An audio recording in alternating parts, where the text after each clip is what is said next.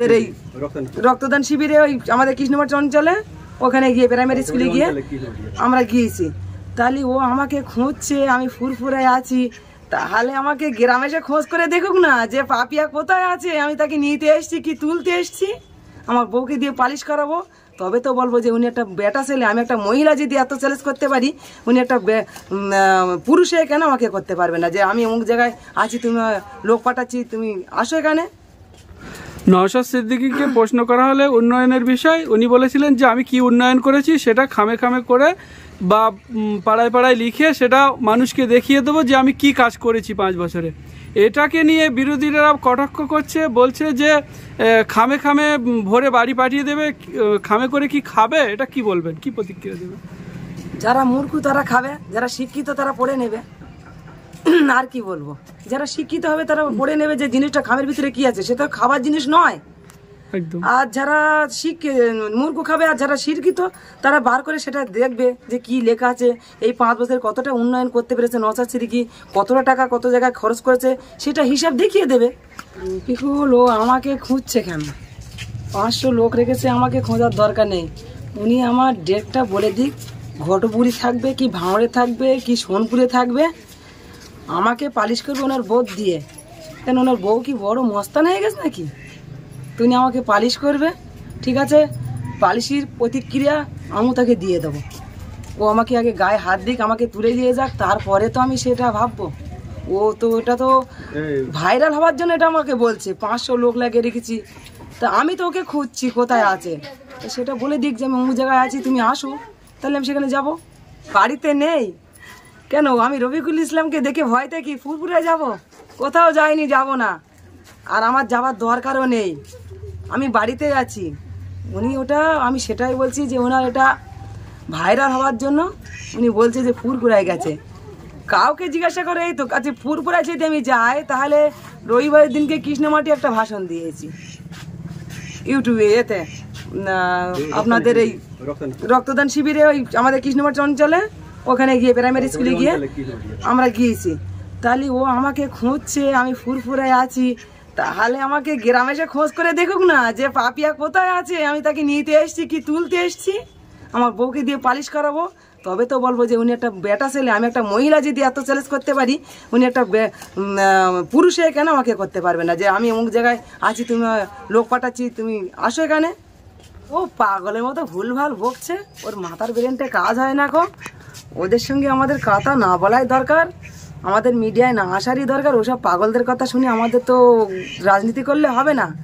ওর মাথার একটা প্রবলেম হয়ে গিয়েছে, মেন্টাল হসপিটালে একটা ওনার ডাক্তার চিকিৎসা করাক, ওনার মাথায় কোনো কাজ নেই।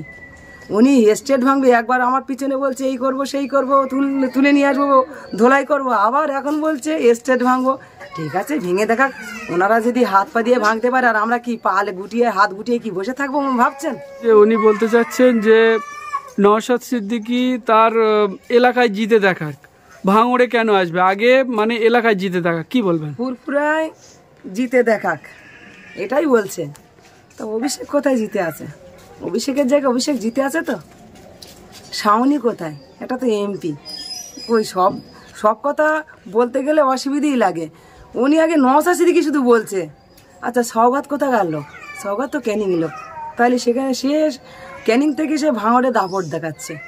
তাহলে এসবগুলো ভুলভাল বলছে, কিছু আবার মাথায় কাজ হয় না। নওশাদ সিদ্দিকী 5 বছর বা 4.5 বছর এখানে মানে ভোটে জিতে আছে, কোনো উন্নয়ন করতে পারিনি, কোনো কিছুই করতে পারিনি, কি বলবেন? উন্নয়ন করতে পারেনি, এর আগে উন্নয়ন করেছিল? আমাদের চোখে তো পড়েই নি। আমরা তো আগে তো আমাদের শ্বশুর আগে সিপিএম করতো, আমরা যতটা দেখেছি উন্নয়ন কি করতো, আমার ভাই খাবে, আমার ভাবি খাবে, আমার বোন খাবে, আমার মা খাবে, আমার বাপ খাবে, এই উন্নয়ন করতো। উন্নয়ন কতগুলো করেছে? উন্নয়নের চেয়ে তো টাকা বেশি তো যা টিএনজির পকেটে গিয়েছে। উন্নয়ন বলতে কতটা উন্নয়ন করেছে? এই 2021 সালে বিধানসভা থেকে যখনই আমাদের নওশাদ সিদ্দিকী ভাইজান এতে গিয়ে বিধানসভায় গিয়ে যখন ওই প্রশ্ন করে, কোনো তো টিএমসি নেতা তো দেখে না যে রাস্তাঘাটে কি অবস্থা, কি পানি কলের দরকার, কি কোনো একটা রাস্তার নিয়ে কোনো একটা সমস্যা থাকে, কেউ প্রতিবাদ করতো না। এখন একটা প্রতিবাদ করা আমাদের নওশাদ সিদ্দিকী ভাইজান এসে গেছে, উনি সব জায়গায় যাচ্ছে, ঘুরছে, দেখে উনি এবার যেই প্রশ্নটা করছে বিধানসভায় গিয়ে তখনই কাজটা নাকি চালু করছে। তার আগে তো কিছু করেননি। নওশাদ সিদ্দিকীকে প্রশ্ন করা হলে উন্নয়নের বিষয় উনি বলেছিলেন যে আমি কি উন্নয়ন করেছি সেটা খামে খামে করে বা পাড়ায় পাড়ায় লিখে সেটা মানুষকে দেখিয়ে দেবো যে আমি কি কাজ করেছি 5 বছরে। এটাকে নিয়ে বিরোধীরা কটাক্ষ করছে, বলছে যে খামে খামে ভরে বাড়ি পাঠিয়ে দেবে, খামে করে কি খাবে? এটা কি বলবেন, কি প্রতিক্রিয়া দেবেন? যারা মূর্খ তারা খাবে, যারা শিক্ষিত তারা পড়ে নেবে। আর কি বলবো, যারা শিক্ষিত হবে তারা পড়ে নেবে যে জিনিসটা খামের ভিতরে কি আছে, সেটা খাবার জিনিস নয়। একদম। আর যারা মূর্খ খাবে, আর যারা শিক্ষিত তারা বার করে সেটা দেখবে যে কি লেখা আছে, এই 5 বছরে কতটা উন্নয়ন করতে পেরেছে নওশাদ সিদ্দিকী, কতটা টাকা কত জায়গায় খরচ করেছে সেটা হিসাব দেখিয়ে দেবে। 2021 সালে নওশাদ সিদ্দিকী ভাঁড় থেকে এক চান্সে বার হয়ে গিয়েছিল। 2026-এ কিভাবে দেখছেন? 2026-এ আরো বার হবে। তখন তো নতুন পার্টিতে ছিল নওশাদ সিদ্দিকী। 2021-এ তখন রাজনীতি কিছু বুঝতো না, কিন্তু এখন তো রাজনীতি একদম পাকা তৈরি হয়ে গিয়েছে। তাহলে আর ভাবনা চিন্তা কিসের, ও একদম বার হয়েই যাবে, আমরা এটা ভালো রকম জানি। আপনাদের সাথ কতটা পাবে?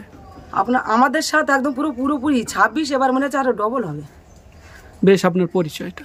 আমার পরিচয় বাড়ি চালতেবেড়িয়ায়, নাম আমার পাপিয়া বিবি। কি পদে আছে?